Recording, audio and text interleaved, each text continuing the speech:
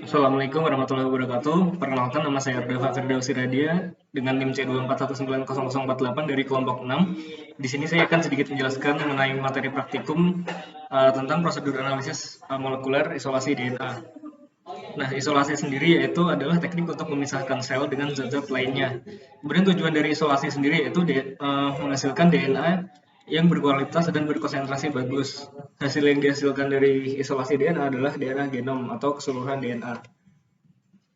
Kemudian prinsip isolasi itu ada tiga, ada lisis, ekstraksi, dan juga pemurnian. Nah, lisis sendiri adalah pemecahan atau penghancuran melalui cara mekanik dan kimiawi. Kemudian untuk ekstraksi sendiri adalah pemisahan DNA dari zat padat, yaitu selulosa dan protein.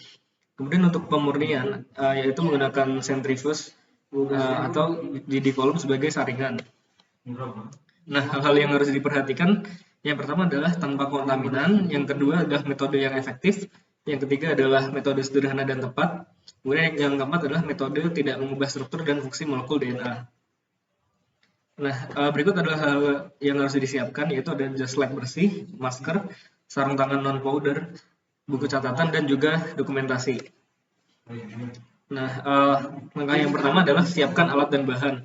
Untuk alatnya sendiri ada gelas piala yang berguna untuk mengukur volume larutan, kemudian ada mikropesto untuk menumbuk atau menghancurkan dinding sel, ada mikropipet, dan juga mikrotip.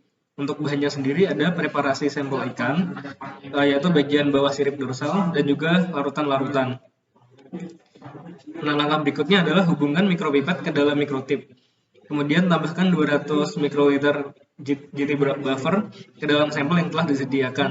Kemudian masukkan sampel yang telah disediakan. Langkah berikutnya adalah menumbuk sampel dengan menggunakan mikropesto dengan tujuan untuk pelisisan dinding sel hingga hancur. Langkah berikutnya adalah homogenisasi dengan vortex selama 30 detik.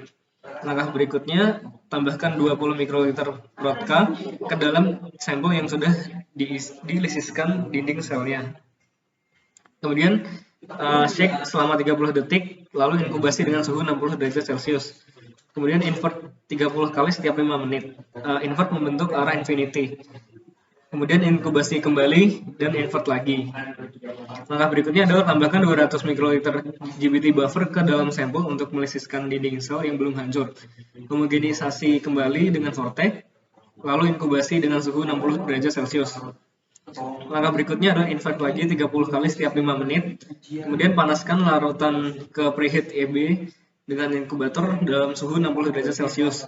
Kemudian tambahkan 200 mikroliter FTOH ke dalam sampel. Berikutnya, homogenkan dengan menggunakan vortex selama 10-30 detik. Setelah itu, masukkan sampel ke dalam freezer dan ambil lagi setelah sekitar 30 menit hingga setengah hari. Kemudian transfer ke dalam spin GD column. Sampel tadi dipindahkan ke GD column menggunakan mikropipet.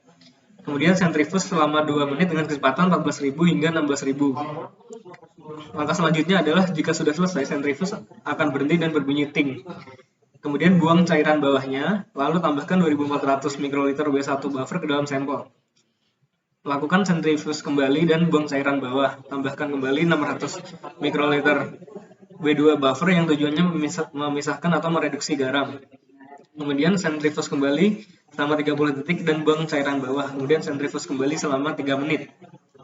Kemudian pindahkan dari GD column ke tube berukuran 1,5 mili. Kemudian tambahkan 50 mikroliter preheat EB yang sudah dipanaskan terlebih dahulu ke tube menggunakan mikropipet dan tunggu 10 menit. Kemudian sampel disentrifuge kembali selama 30 detik dan selesai. Mungkin cukup itu saja yang saya jelaskan. Kurang lebihnya mohon maaf. Wassalamualaikum warahmatullahi wabarakatuh.